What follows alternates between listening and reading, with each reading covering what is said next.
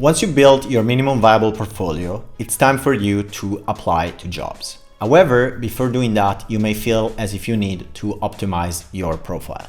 Building a profile still follows a bunch of general rules and general principles of psychology and sales. You can just build a very simple profile and then you can just start applying to jobs. A great starting point for any profile will be to just enumerate all of your accomplishments. Something like, I'm Alex, 7 years developer, bachelor in computer science, and then you can start following a very simple pattern of writing, I built X for Y and we did Z.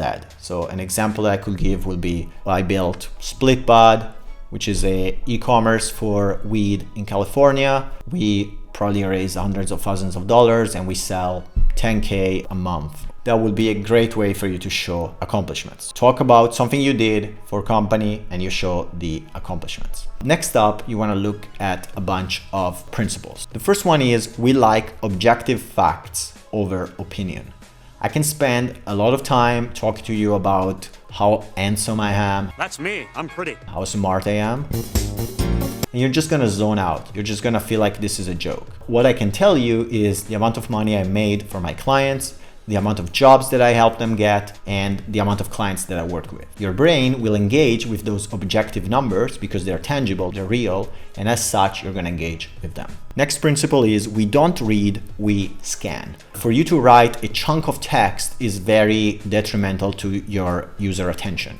Instead, you wanna just write short headlines, short blurb, so that people can keep their focus and can receive that message immediately.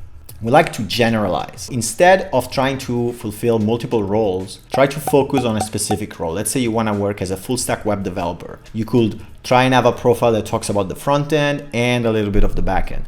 But the reality is you want to narrow down and double down on one role. And that's because while you may feel like you're losing opportunity if you go specific, your clients will actually understand better what you offer if you double down on them. And that's because by doubling down, they will generalize you as the person that only does full stack, and as such, they will feel that you cover the role better. Let's go with a few sales principles. First one being social proof. We give a lot of value to things that are popular. And that's something that is inherent in our brain. It's inherent in our survival mechanism. There's people who are contrarian, who just hate everything that is popular just because it's popular, but we tend to give more value if other people do. This video can have 100 views or 100,000 views.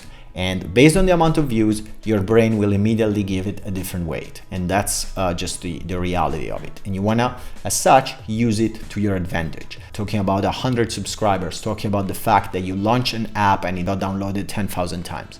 These numbers, which may sound small to you, are still very remarkable for a freelancer. Because as a freelancer, you're showing that you have that ability of doing stuff. While you may feel like you don't want to share those numbers because they're too small, you can still share them and they are going to be very effective because again, you're working now for a business. Next up, you have scarcity. We tend to give more value to things that are scarce, to things that are limited. Look at what happened with lockdown. We immediately started valuing going out more now that we can't. And in the same way, you can look at Udemy courses. The reason why they sell so many courses is because they have that level of scarcity where you feel like you're gonna miss out if you don't join. The biggest technique you can use for scarcity is to make a timed offer. So you could be like, okay, I'm gonna offer you this offer, which is 10% discount, 20% discount, but only if you work with me by Friday. So that way you're creating that urgency, you're making the people actually value you more because you are limited now. Next up is investment. We tend to give more value to things that we invested in. A simple example will be that if you threaten to leave your current job, you will typically get an offer with a raise. And that's because for somebody that works with you to keep you is way easier than to train somebody else because they invested in you. In the same way, you're gonna have investment when you start engaging with people. So getting them to respond to your questions, then getting them on a phone call, then getting them to commit to offering a $50 consultation or whatever, like a very small initial task, and then building on top of that will typically lead to bigger and bigger investments to the point where they will choose always work with you because you are worth it now. And then there's reciprocity. Reciprocity is a psychological principle that basically makes it so that any act of kindness, we like to reciprocate it with another act of kindness. The classic strategy will be offering a free gift or offering a free consultation call that makes people want to reciprocate. This has been done a lot, especially in person. If you go as a tourist, you go in any crowded area, there's going to be people giving you a free gift and then asking you for a donation later. It's a very common strategy, but it still works. You just have to be a little more pragmatic than just, dumbly giving something for free. And the last one, which I would say is the most important one, is that we make emotional decisions. You think you do logical decisions even in business, but the reality is that you do not. None of us do. All of the decisions we take have a component of emotionality behind them, and then we just rationalize with logic. Which coworker would you pick? Are you gonna pick a coworker that is the most intelligent person, but is a complete asshole? Or are you gonna pick somebody that is just a decent worker, but is actually very charismatic? Most people will just pick the charismatic person because they like to hang out with them. The same principle applies to your employer. Your employer will just look at you, and if they like you, they're gonna hire you. Next up, a few general writing advice. I would like for you to start with a list of accomplishments. So just throw out everything you did. Wrote a blog, 100 views, wrote a tweet, 1,000 retweets, wrote an app, went on product hunt, published an app in a week. Anything that is an accomplishment and is enumerable, just put it there. And then step back, try to embellish it, and perhaps use Grammarly or other editing tools to help you, or you can even hire a proofreader. And then take another step back, maybe spend a day or two away from it, and then come back. And ideally, when you wait, instead of just waiting and do nothing and playing video games, just apply to jobs. Because once you wrote your portfolio, which is literally just a brain dump, just a list of accomplishments, you already have a profile that is good enough to get started. And you'll see that later in the video. That's good enough for you to get started, and then you can always iterate and you can always improve. At this point, you have a bunch of principles. I want you to apply as many as you can to your profile so that you can build the best profile that you can. So I'll go through a bunch of examples of profiles that work, and I'll tell you why they work, and I'll tell you a little bit of that. And we're also gonna see my own profile, and I'll give you a bunch of consideration on that as well. Let's get into that. So this is a bread and butter profile that I think works really well whenever it comes to getting utilitarian jobs done. And that's why if you look at the jobs that this profile has done, you can see that they're fairly low pay, and they tend to be based on getting stuff done. This is an example of a profile that you can build with very little effort, because you just dump out your skills and you just tell about your accomplishment of getting a bachelor's. But personally speaking, I would like to see a little bit more related to the specifics of the clients and the achievement. And that's why I think this profile will have an easy time getting started. So I want you to be encouraged in the fact that you can get started with as simple as a dump of your skills. Just literally just put the keywords there. That's a starting point. And then I want you to think of how to improve this by adding a little bit of flavor. And we see this profile. This is a project manager, is getting jobs for a team. And basically his job is to just get a bunch of jobs so that other people can do them. And you can see how little care was put into building this profile. It's just, I do this, this is the team, this is what we do, boom. Yeah, this profile is very particular. It goes to show that the pure execution on the prospecting side will get you a long way. So again, I want you to feel encouraged by the fact that you can just build a simple profile and get started prospecting, and you could reach 6 figures in a reasonable amount of time. And this person seems to have made 6 figures in 5 years, which puts them at around 20K a year. But you can also see that not all of his jobs were done here. So it doesn't look like a bad profile in terms of the accomplishment, but it goes to show that the bar is very low. Then we have this profile, which again goes to show you that you can get started with very little stuff, especially when you start learning technologies that are very relevant, such as React and GraphQL. Although this profile may actually be farmed, you may just pay to get this profile out. And then we have what I really enjoy, a profile, an extremely successful profile from India, which I believe goes to show how successful you can be when you actually apply. The main thing that I see here are focus on tasks and on getting stuff done. What I'd love to see more of will be If you're gonna focus on these tasks, then maybe propose a bunch of timelines or budgets immediately. So if you're so utilitarian and so focused on that, or alternatively, my recommendation is to just show a bunch of achievements, such as built a canvas-based JavaScript game seen by 10,000 people. Do something like that so that you really feel like I'm gonna make money just by working with you. That's the main goal.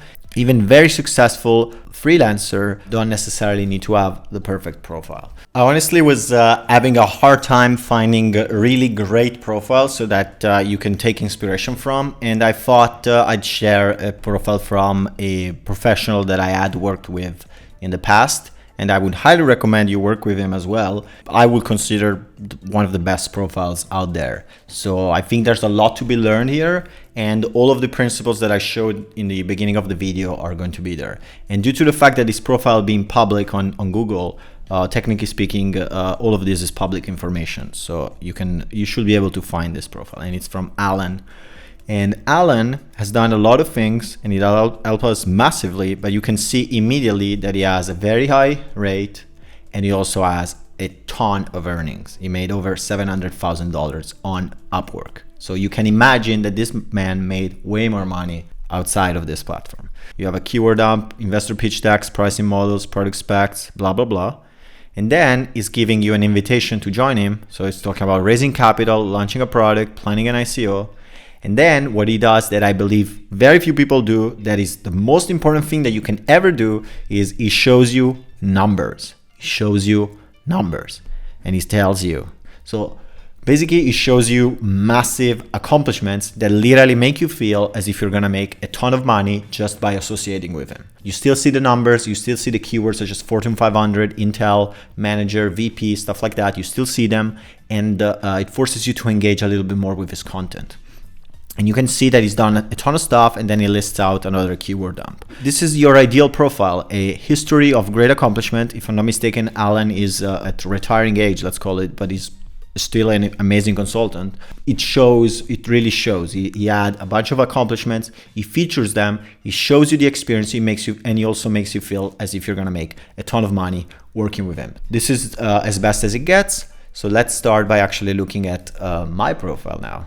So here's my profile, although I think there's a lot to look into and to either criticize or to learn from. So first of all, I make a very broad statement, but at the same time, I narrow myself down. So I'm saying full stack JavaScript developer, course author, also WordPress. I mention WordPress because from my experience, WordPress was and still is a source of a lot of work. You could argue that I have two offerings at once, makes them a little less effective, but at the same time, I kept my door open because JavaScript and WordPress typically go hand in hand. Then I waste one line to introduce myself, Alex, full stack developer, 7 years, JavaScript and PHP. And then I talk about the main technologies, and the twist that I put here, especially on WordPress, is that I put a little bit of an achievement. I talk about the fact that I manage a very expensive website that cost over 100 grand in building it. For whatever reason, I don't mention Strapi. Maybe I didn't use it or whatever. And I don't mention a couple of products that I had built with Node.js, which is what I will do now. But I just do a keyword dump, and that's pretty okay. Then over the years, I've hired and fired hundreds of other freelancers, very good at evaluating other programmers, which goes to show that I can lead a team, bootstrap various businesses from scratch, and learn skills that range from coding to copywriting and a little bit of design. Such I can help you get the job done, and I'm a very effective communicator. Proud of myself, being honest and straightforward, entrepreneurial-minded individual, like to work with business owners, and I like to build ambitious things. Author of digital courses with over 1 million views on YouTube. So I mentioned the fact that I have an understanding of traffic, I have an understanding of building audiences, I have an understanding of entrepreneurship. And that's because I'm niching down toward a more entrepreneurial-minded individual. And then I also mentioned I also teach coding mentors, etc., etc. So ultimately, I'd love to, for my profile to show even more achievements, more numbers, just more straightforward. I would actually want to double down. So if I were to rewrite this profile, I would probably say full stack JavaScript developer, Strapi course author. And I would say I'm experienced. I built startups. I helped bootstrap startups from scratch to raising tons of money.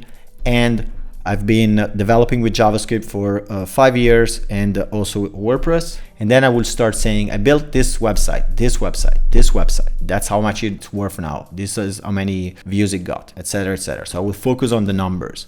And that's very useful because, again, it helps you with scanning them. So now I'm actually going to show you my LinkedIn, which I've optimized thanks to the work of Alan as well, so that you can see the difference between this profile, which I don't really like. I don't think it's as optimized as I like it to, versus my LinkedIn, which is way more sharp. Immediately you can see that it doesn't have that many connection. You can see that there's a headline which is very particular. It says building your future or some emoji thing, which is a hit or a miss. At my current stage in life, it's completely fine. You typically want to miss out on people that don't get you, because you want to get those people that truly think you're cool and truly worth engaging with you. Also, if you exclude me through my headline, I'm happy not to work with you. What I really want to show you is the About section, which was written by Alan actually a few years back. And at the time, it really was the best profile I could have ever had. So I think this is where you want to take the gold. You can see the power of also having a very expert person writing your own copy. You have About, serial entrepreneur with a background in computer science, which mentions my bachelor's without, I have a bachelor's, who cares? So boom, love building new products, mostly with JavaScript, so that I'm showing what my interest is. I could also just rephrase it as I like working with startups that starts from scratch. And then some of my accomplishments, just a way to segue into a bunch of numbers. Boom, immediately how much money I saved for a company I worked with. Then took an employment site with no traffic to 8,000 visits per month by researching and testing to find the right keywords, which put the site on the first result page in Google searches for 13 search terms and a bunch of other stuff. So you can see that instead of focusing on abstract stuff, I'm focusing on the results. You want to show those numbers, you want to show those achievements, you want to make me feel as if I'm going to make money by associating with you. Even with all the thoughts and effort, I'm still unable to keep my profile updated. And that's because I'm at a point where it makes no sense for me to optimize my profile. It already speaks for itself. Also, I've long ago abandoned the idea that I'll get a job by just writing a badass profile. The majority of jobs worth getting are scarce, and you typically have to reach out to get them. And I kind of like it that way. Tune in next time to learn how to apply to jobs successfully.